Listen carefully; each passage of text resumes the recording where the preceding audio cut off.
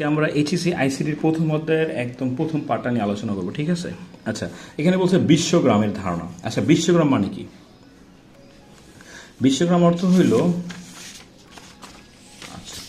বিশ্বগ্রাম মানে হলো তোমার পুরো পৃথিবীটাকে, হ্যাঁ, একদম ইন্টারনেটের ব্যবহারের ফলে পুরো পৃথিবীর হাতের মুঠোয় চলে আসছে, তাই এই জন্য এটা একটা বিশ্বগ্রাম হয়ে গেছে, ঠিক আছে? তো বিশ্বগ্রামের ভিতর কি আছে? প্রযুক্তি। আচ্ছা, প্রযুক্তি মানে কি? বর্তমান যুগকে প্রযুক্তির যুগ বলা হয়। প্রযুক্তি হলো তোমার ইন্টারনেট টেকনোলজি, এটা থাকার ফলে পুরো বিশ্বটা একটা গ্রামে পরিণত হয়ে গেছে, একদম সহজে কনসেপ্ট হয়ে গেছে। তারপর দেখো তথ্য প্রযুক্তি, ইনফরমেশন টেকনোলজি। তথ্য প্রযুক্তি মানে কি?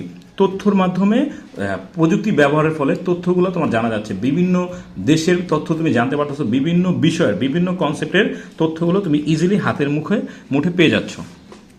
দেখো যোগাযোগ প্রযুক্তি মানে কি? যোগাযোগ হলো কমিউনিকেশন টেকনোলজি। পুরো বিশ্বটাকে তোমার কমিউনিকেশন টেকনোলজি ইজি হওয়ার কারণে পুরো বিশ্বটা হাতের মুঠে চলে আসছে। তার মানে বিশ্বগ্রামকে কে হেল্প করতেছে? প্রযুক্তি, তথ্য প্রযুক্তি, যোগাযোগ প্রযুক্তি। এই বিষয়গুলো কি করতেছে? বিশ্বগ্রামকে আরো ইজি এবং সহজলভ্য করে দিতেছে। এখন বর্তমান সময়ে ইন্টারনেটের ফলে, ইন্টারনেট থাকার কারণে পুরো বিশ্বটা একটা গ্রামে পরিণত হয়ে গেছে, অনেক ইজি হয়ে গেছে।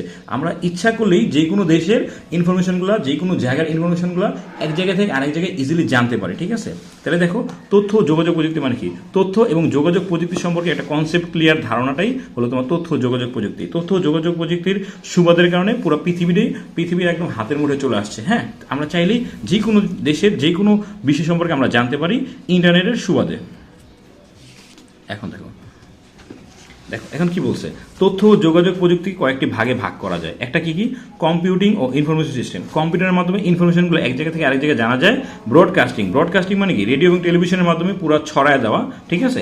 টেলিকমিউনিকেশন মানে কি? টেলিফোনের মাধ্যমে তোমার এক জায়গা থেকে আরেক জায়গায় তথ্যগুলো জানা। ইন্টারনেট মানে কি? ইন্টারনেটের কারণে সারা বিশ্বে একটা নেটওয়ার্ক সৃষ্টি হয়েছে, যার কারণে এক জায়গার ইনফরমেশন আরেক জায়গায় ইজিলি পৌঁছে দেওয়া, ঠিক আছে? তো আজকে এতটুকুই থাকবে। পরবর্তী বিষয়ে পরবর্তী টপিক নিয়ে আলোচনা করবো।